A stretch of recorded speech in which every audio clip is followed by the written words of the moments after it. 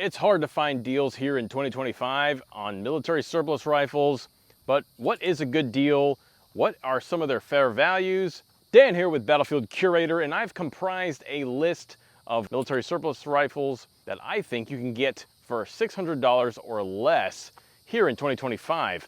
Not only that, but I'm going to give you what I think could be their fair value. The first one on my list is the Chilean Mauser M1895. I was recently impressed shooting this Mauser at 600 yards with PPU 7mm Mauser. The model 1895 in general saw use during the Spanish-American War and the Boer War. It's smooth shooting, it's accurate, and it's really light on recoil. Typically, you might not come across these very often, but when you do, they're around $400 to $600. Next one up here is the Arisaka Type 99. It was the primary service rifle of the Imperial Japanese military during World War II. A lot of these, most of these, are going to be bringbacks from USGIs that served in that conflict, so they're seen as very collectible heirlooms and even really significant pieces of history. They fire the 7.7 by 58mm Arisaka, but the ammo can be pricey and hard to find. I just go through Steinel ammo. The rifle itself can be somewhere anywhere from $400 to $600, and you might find last ditches for around $350 or even $300. These rifles tend to be at your local stores here and there, so really the availability is kind of in the middle. All right, a close relative to the Mauser M1895 is the Spanish Mauser M1893. You're going to see these also in 7mm. Some of them might be in 7.62 NATO. Now, this rifle saw use in the Spanish-American War and some other conflicts around the globe, and is well known for its accuracy and light recoil because of that 7mm cartridge. This rifle and the M1895 is what inspired the US military to design, develop, and adopt the Springfield M1903. Britain was also inspired by the Mauser M1893 design and made changes to their arsenal as well. It is known for its smooth shooting with the 7mm Mauser cartridge, the accuracy, and the light recoil, and typically you might not find these around town, but when you do, you're going to look at about the $500 to $600 range for, in my opinion, fair value. And a Mauser carbine that's pretty much a smaller version of the 1893 is the Spanish Mauser M1916. It isn't really a very popular carbine with folks because of the high amount of recoil. Even in 7mm Mauser, it can be a little bit rough to fire, but the ones in 7.62 by 51 NATO, those ones are the ones that produce a lot of recoil, which a lot of people just don't like. Now, these were converted by the Spanish and used for training in 7.62 NATO, but overall they saw use with the Spanish Army and the Spanish Civil Guard. Now, these are somewhat abundant. I wouldn't say that they're all over the place, but you might be able to find them at a lot of different places. And in addition to that, people don't really want them as much. So fair value is probably like $250 to $350. Next here is the Type 38 Arisaka. The Type 38 saw use during World War I and World War II by the Imperial Japanese military. Now, this rifle is a pleasure to fire due to the 6.5 cartridge that fires, as well as that long barrel. They're going to be really light on recoil. Now, just like the Type 99, a lot of these were World War II bringbacks by USGIs. So when you go around the surplus stores and the gun shows, it's very rare that you would see one with an import mark. There are very few that were actually imported, and they're out there, but like I said, very few. Being that most of these are USGI bringbacks from World War II, yeah, they're a little bit more highly coveted, and they're a little bit more highly coveted than the Type 99 because this design stems back from World War I. You can probably find quite a few of them out there, and the majority that you might find out there are going to have the mum scrubbed, just like the Type 99, and you're looking around $500 to $600 fair value. All right, let's take a moment so you can pulverize that like button and subscribe for the algorithms. Also, if you really want to help support the channel, check out the Battlefield Curator store, link in the description. Get yourself a limited time only jacket, hoodie, or shirt. These are custom designed by me, and they don't last long, so definitely get them while you can. Thanks for supporting. Back to the content. Next here on my list is the Swedish Mauser M96. Very similar to the M1895, except this one is in 6.5 by 55. Sweden is definitely known for their love of marksmanship, and this rifle is one of the most accurate rifles as far as military surplus rifles go. Countless people have used the Swedish Mauser successfully in tournaments and competitions. Now, the Swedish Mauser might not be known for its use on the battlefield, except for that one time where Finland ordered 77,000 during the Winter War, and it probably saw some use. Now, those Mausers are probably a little bit more pricey, and they do have the Finnish Army Property SA stamp on there. More than likely, though, this rifle did see use during the Continuation War. There's not too many other conflicts that you might have seen this rifle in. Generally speaking, though, yeah, you can find this rifle out there. I've seen quite a few out there at gun shows, gun shops. They have like a medium-ish availability to high availability. And you're speaking fair market value somewhere between $400 and $600. All right, another rifle here that you can probably get at fair value is the Gewehr 88. This was Germany's first military service rifle chambered for a smokeless cartridge. It's known for its aesthetics, its design, and its accuracy. And it's very unique in the military surplus world because of those things. Now, it didn't just see use by the German Empire, it saw use by a lot of other countries and a lot of other conflicts from the late 1800s all the way into the 1900s. China and the Ottoman Empire also used them, and they saw a lot of use, especially during World War I. Now, a lot of these Gewehr 88s were configured and rechambered over time, and as far as being safe with different bullet diameters, you always want to go to a gunsmith and check the chamber and get a chamber cast just to make sure that you're using the right ammunition for them. Now, one of the more common ones you might see out there is the Gewehr 88/05. A lot of these are going to be Turkish marked. They might look used and abused, but fair value, I think, is anywhere from $400 to $600, depending on the condition. Next here, we're talking about the Mosin M9130.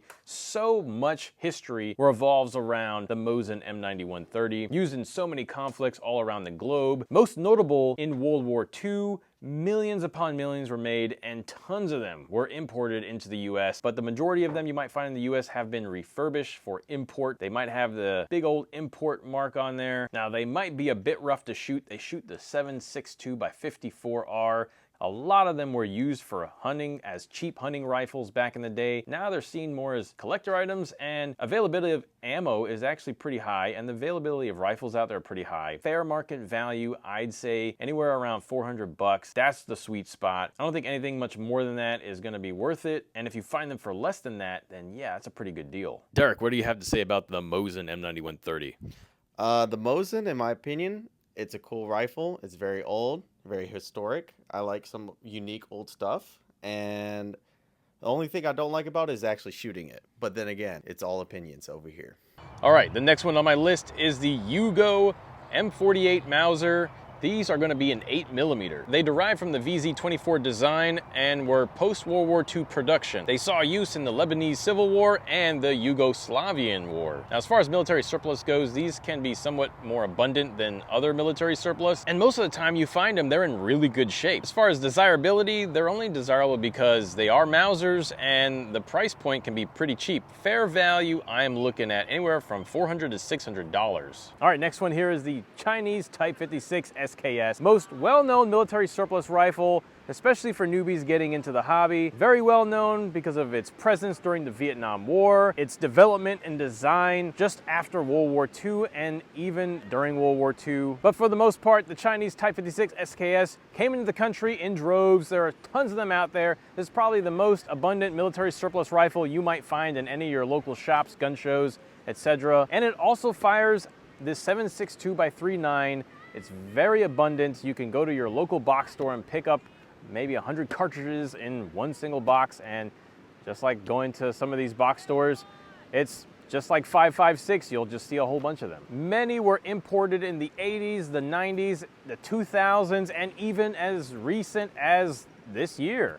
I saw them earlier this year on one of these websites, and it looks like they just had a batch from Albania that they might have been sitting on for a while. But typically the fair value range, I think, is $400 to $600, depending on condition. All right, next up here is the Argentine Mauser 1891. This one is actually a derivative of the Belgian 1889. And if you don't know, the 1889 is a really hard to find Mauser. It was used by Belgium during World War I. They helped keep the Germans at bay for a short while, so the Argentine Mauser is the closest thing that you can get to a Belgian 1889. The cartridge it fires is the 7.65 by 53 millimeter, and also when you look at it, it's got very unique aesthetics.